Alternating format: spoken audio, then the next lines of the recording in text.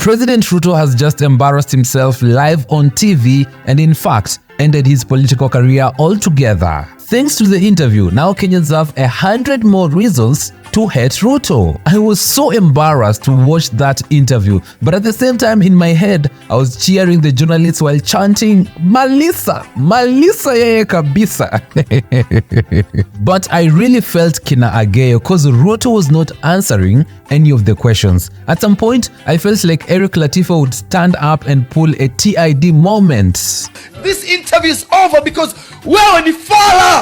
Ruto, on the other hand, was busy waitituing himself out of every question. Na tulikuwa tumebeba answer zote vizuri sana, lakini vile tulifika pale, ile karatasi ilitolewa kwa file.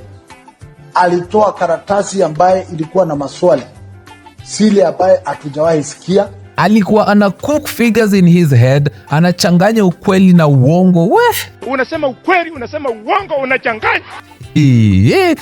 Ilikuwa ni kama drama, ni kama findeo. So Citizen TV brought Linus Kaikai, NTV brought Joe Ageyo, and KTN brought Eric Latif. Now, I don't know about you, but the one person I would have loved to have been on that table was Ayub Abdikadir. This is the one person who puts Ruto right in the corner and squeezes the life out of him. Now, this idea of the roundtable interview was a foolish one, and whoever advised him to do it might actually be the same person advocating for his removal from office. I mean, right now it's common sense that every Kenyan hates Ruto and everything that comes with him. So one slight mistake and Kenyans will hate you even more. And Ruto just did that. He literally gave Kenyans a dozen reasons to hate him even more. Anyway, here are 4 most embarrassing moments from that interview. The most painful and embarrassing part of the interview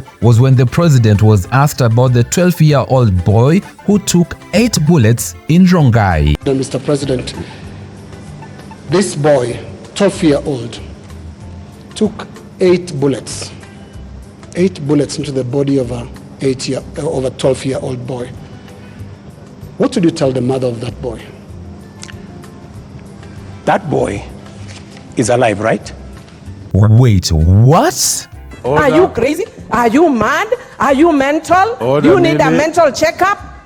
The president is clearly clueless not only about this country, but about the basic biology of life. How does a 12-year-old boy take 8 bullets in the back and still remain alive? I mean, it was... Where ikilikasirisha watu? Like, what are you even thinking, Mr. President? Are you okay are you okay up there? Like, are you mentally okay? To even how the level of insensitivity in his statement. Jesus. Up next, number 2 was when he was asked on when he will stop lying to Kenyans. Are you aware, Your Excellency, for example, that a lot of Kenyans increasingly don't associate the truth with you? This guy straight up went ahead and replied at that question with another lie. Lying yourself out of lies. How? Only Ruto can do that, trust me. Only Ruto can lie himself out of existing lies.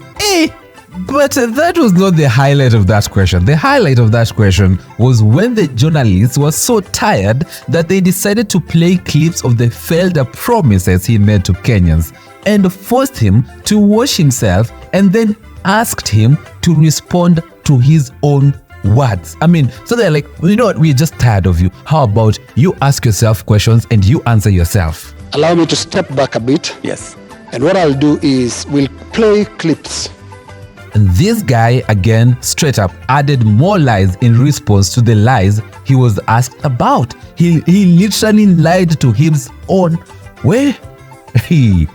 Manze, we don't have a president here. Trust me, we don't have a president. We don't. Number 3. Now, kama kuna mtu ali-inject Mr. President mercilessly, it was Eric Latif. So Ruto was asked why his government does not listen to Kenyans, and he went on a gaslighting spree, then concluded by asking the journalists. I mean, at this point, he expected them to answer yes or to agree with him, but the journalists were so fed up that they literally served him his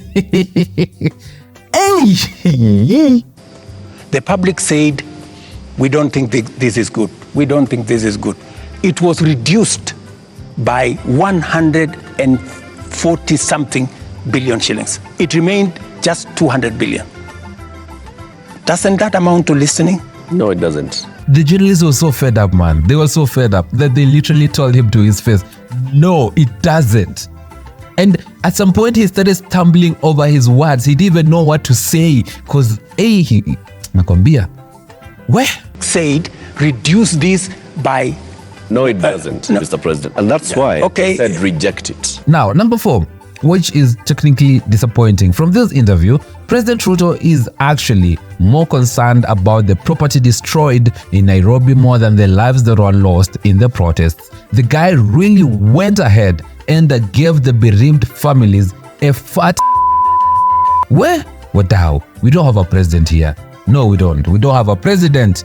We don't have a government, in fact. Where? Lastly, Ruto in his defense claimed that everyone who was captured on CCTV vandalizing the parliament will be charged in court. Then Eric Latif, I think, asked him about the state abductions. Ruto went ahead and defended the police officers by saying they identified themselves to the suspects as being police officers. Latif corrected Mr. President and told him, as per the videos and CCTV footages, the police did not introduce themselves. Ruto, like a class 2 kid in a debate contest, asked him, why are you there? Like literally, he used the argument of the CCTV for people who vandalized the parliament, but when it comes to using the argument of the CCTV and the videos when the police were wrong, he was now questioning the authenticity of the CCTV. What? But this is what got me in that whole interview. Ruto was asked about his failed promises that he made to Kenyans, and the guy straight up took the question. 5 seconds in the question, the guy was talking about onions and potatoes. And the journalist even had to ask him, how does onions and potatoes relate to the failed promises that you made to the Kenyans and the finance bill? How does onions and potatoes relate to the finance bill?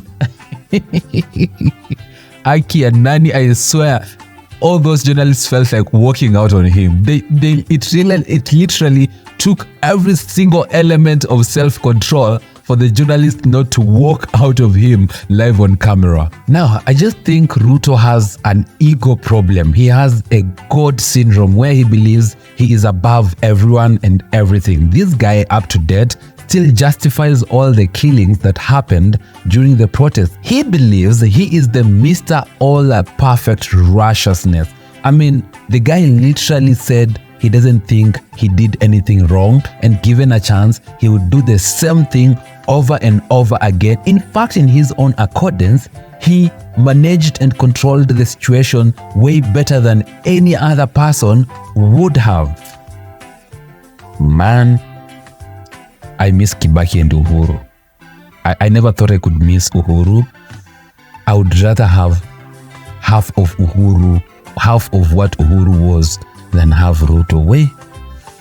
Anyway, ladies and gentlemen, that's what's trending. This is Trends with SIKULU.